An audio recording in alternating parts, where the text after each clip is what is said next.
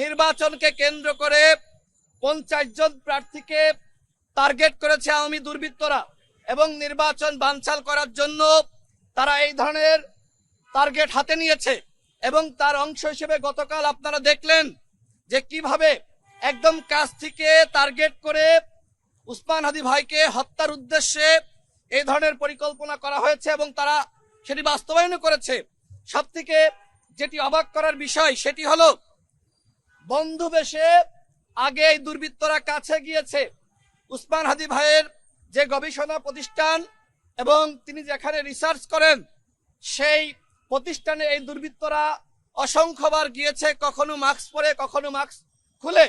অর্থাৎ আমরা যেটি দেখি যে ছাত্রলীগের দুর্বৃত্তরা তারা এই যে মাস্ক পরে ঝটিকা মিছিল করছে, সংখ্যায় হয়তো অল্প, এটি দেখে আমরা মনে করি যে আওয়ামী লীগ হয়তো আর ফিরতে পারবে না।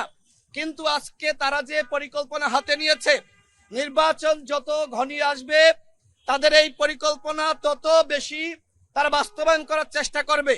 এই জন্য আমরা সরকারের কাছে আমি 2 জন উপদেষ্টার সাথে সাক্ষাৎ করে আমি এই পরিকল্পনার কথা বলেছিলাম। আইন উপদেষ্টাকে আমি নিজে বলেছি যে আওয়ামী লীগ নির্বাচনকে কেন্দ্র করে একটি পরিকল্পনা নিচ্ছে এবং যেহেতু আগে রিফাইন্ড আওয়ামী লীগ রূপে আওয়ামী লীগ ফিরতে পারে নাই, জাতীয় পার্টির কাঁধে ভর করে আওয়ামী লীগ ফিরতে পারে নাই, এখন স্বতন্ত্রভাবে আওয়ামী লীগ আগামী নির্বাচনে অংশ নিতে চায়। তাদের প্ল্যান হলো নির্বাচনে অংশ নেওয়া না, বরং আওয়ামী লীগের পদধারী নেতারা তারা নির্বাচনে যাবে এবং নির্বাচনকে বানচাল করবে। কিন্তু সরকার আমাদের এই কথাগুলোকে গুরুত্ব দিচ্ছে না। এমনকি আমি প্রধান নির্বাচন কমিশনার তার বরাবর আমি চিঠি দিয়েছি, আমি তাকে বারবার বুঝাতে চেষ্টা করেছি যে আপনারা যদি এই আওয়ামী লীগকে কোনোভাবে সুযোগ দেন, আওয়ামী লীগের দর্শকদেরকে সুযোগ দেন, তাহলে নির্বাচনের মাঠে আমরা কেউ থাকতে পারবো না। গতকাল দেখেছেন গণসংযোগ করা অবস্থায় যখন আমার ভাই উসমান হাদি গণসংযোগ করে ফিরছিল রিক্সা করে, অত্যন্ত সাধারণ জীবনযাপন, তিনি ভাবছিলেন যে তিনি হয়তো এদেশের মানুষের কাছে নিরাপদ, সরকার হয়তো তার আশপাশে প্রশাসনের বিভিন্ন ব্যক্তিবর্গকে রেখেছে। কিন্তু কি ঘটলো, আমার ভাই উসমান হাদি আজকে যদি আমাদের মাঝে ফিরে না আসে তার জবাবদিহিতা কিন্তু এই সরকারকে করতে হবে। স্বরাষ্ট্র উপদেষ্টা কোনোভাবেই এই ঘটনার দায় এড়াতে পারে না। আমরা মনে করি এই মাঝাভাঙ্গা স্বরাষ্ট্র উপদেষ্টা তার নেতৃত্বে কোনোভাবে আইন শৃঙ্খলা বাহিনী কাজ করতে পারবে না।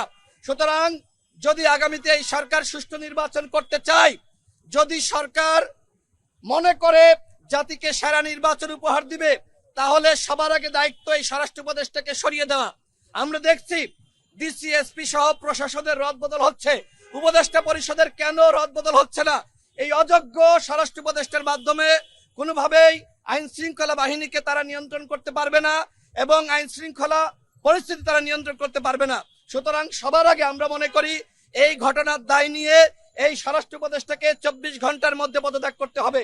এই স্বরাষ্ট্র উপদেষ্টা তিনি কোনোভাবেই আমাদের নিরাপত্তা দিতে পারছেন না।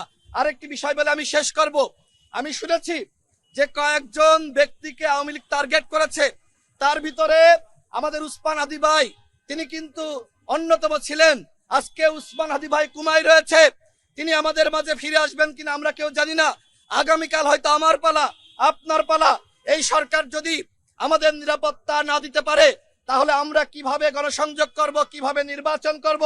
আমি সর্বশেষ বলতে চাই, উসমান হাদি ভাইকে যে সকল দুর্বৃত্তরা গুলি করেছে তাদেরকে অনতিবিলম্বে গ্রেপ্তার করতে হবে, চিরনি অভিযান শুরু করতে হবে। আজকে আওয়ামী লীগকে আপনারা ধরছেন না, বরং আমরা দেখেছি আওয়ামী লীগের দুর্বৃত্তরা তারা কিন্তু জামিন পেয়েছে।